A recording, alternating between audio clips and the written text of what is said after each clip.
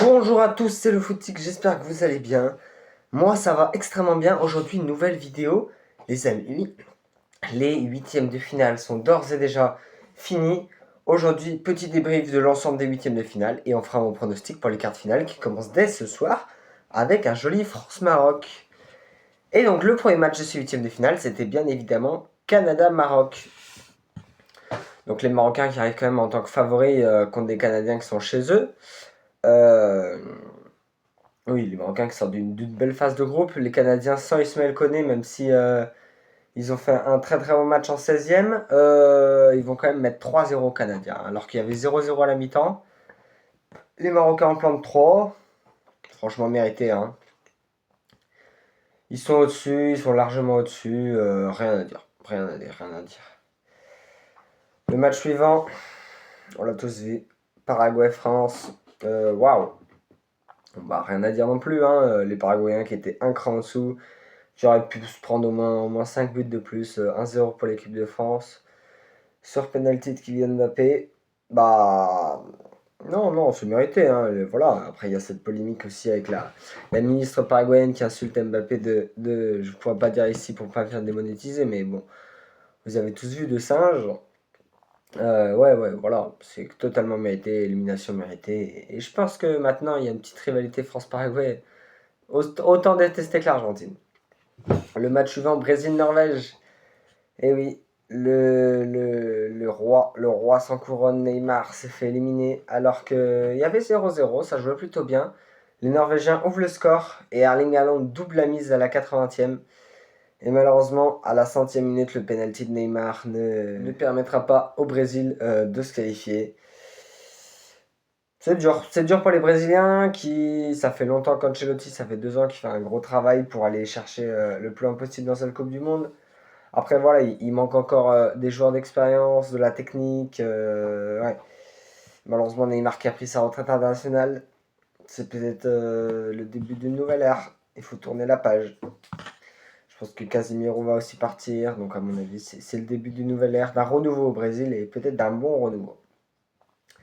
Mexique-Angleterre, là aussi on a perdu un autre GOAT, Ochoa pour sa 6ème Coupe du Monde qui est malheureusement éliminé. Les Mexicains qui n'auront pas démérité, hein, même si les Anglais menaient 2-1, et ben après le carton rouge, ça s'est bien resserré. Et même si les Anglais menaient 3-1, les Mexicains marquent le but du 3-2. Et j'y ai cru. J'ai cru que les Mexicains pouvaient aller chercher cette prolongation, mais bon.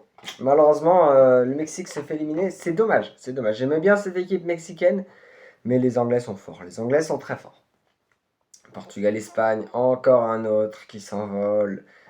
Cristiano Ronaldo n'aura donc jamais sa Coupe du Monde. J'ai pas encore fait le débrief du match parce que c'était quand même dur ces derniers jours. Ouais, je vais le faire, hein, mais waouh. Ouais, ouais, les Portugais qui sont un cran en dessous, hein, il n'y a rien à dire. Hein, Roberto Martinez qui sait pas jouer, qui nous a fait une tactique dégueulasse. L'Espagnol qui n'était pas flamboyant non plus. Mais ils étaient au-dessus pour gagner le match, quoi. Ils étaient au-dessus pour gagner le match. Et c'est normal, c'est normal. États-Unis-Belgique, avec la polémique du carton rouge de Florian Balogun. Du coup, les USA qui arrivent avec Florian Balogun, leur meilleur joueur. Malheureusement, ça n'aura pas suffi puisque les Belges mènent 4-0 à la 70e. Avant que les États-Unis viennent sauver l'honneur 4-1. Et petit chambrage de la part des Belges, ça fait plaisir. Is not soccer, is football. Et la petite danse de Donald Trump dans les vestiaires. Non, franchement, ça fait plaisir. Les Belges qui sauvent le football. Argentine-Égypte. Est-ce qu'on a besoin d'en parler vraiment? Victoire de l'Argentine, il y avait 2-0 pour l'Égypte, à la 80e, remontada de l'Argentine, 3 buts. Je pense pas que l'Égypte se soit fait voler, honnêtement. Je pense qu'il y a eu des décisions litigieuses sur l'arbitrage, mais comme tous les matchs, c'est la FIFA là, c'est douteux là ce que vous êtes en train de faire. J'ai vu qu'il y avait une enquête du FBI pour fraude. Blanchiment d'argent entre la FIFA et l'Argentine. C'est litigieux, mais pour l'instant ça passe. Pour l'instant il n'y a rien. Est-ce que vous voulez d'ailleurs que je vous fasse une vidéo sur l'Argentine? Je pense une vidéo autour de tout ce qui s'est passé, la corruption, peut-être histoire de voir ce que vous en pensez. Donc dites-moi dans les commentaires. Et le dernier match, Suisse-Colombie. Loin d'être le plus intéressant, 0-0 en prolongation. Et victoire des Suisses au tir au but. Voilà. Donc rien de bien intéressant dans ce match. Et les quarts de finale qui commencent dès ce soir. Pronostic.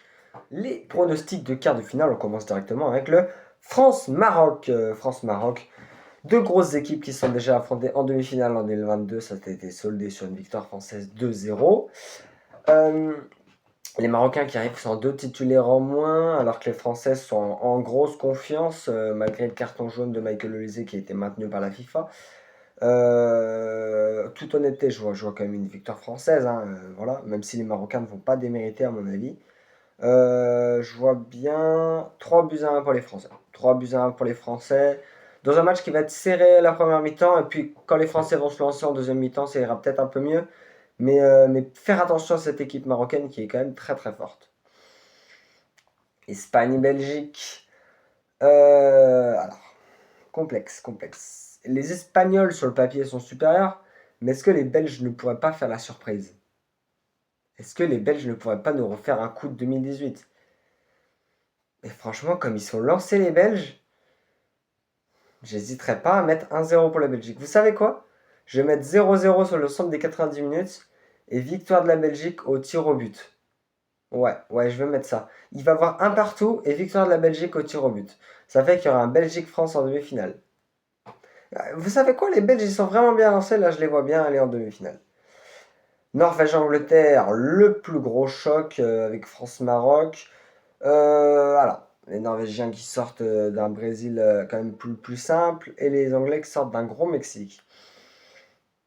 Pour moi, les Anglais sont supérieurs quand même, hein. On va pas se mentir, les Anglais sont supérieurs, surtout avec l'expérience. On voit une équipe quand même qui est au-dessus. Parce que la Norvège fait beaucoup preuve d'individualité, même s'il y a une grosse rigueur défensive. Si devant t'as pas Odegaard, Haaland, Sorloth, elle est bien ton équipe, hein, mais elle vaut beaucoup moins. Donc pour moi, les Anglais vont réussir à battre la Norvège 2-0, mais des Norvégiens qui n'auront pas démérité aussi, et grand bravo à eux pour cette Coupe du Monde. Argentine, Suisse. Ah! Malheureusement, avec toutes ces affaires, s'il y a encore des trucs d'arbitrage et tout, je pense que malheureusement les Suisses ne vont pas passer contre les Argentins. Ça me fait du mal de dire ça, mais je pense que la Suisse ne va pas passer. Mais je vois bien l'Argentine gagner dans un match très serré. 2-1 pour les Argentins. Allez, 2-1 pour les Argentins. Ça va être dur pour les Argentins. Et puis merci à tous d'avoir regardé la vidéo. N'hésitez pas à vous abonner, à liker, à activer les notifications. Ça me ferait extrêmement plaisir. Et c'était le Footix. Ciao, ciao!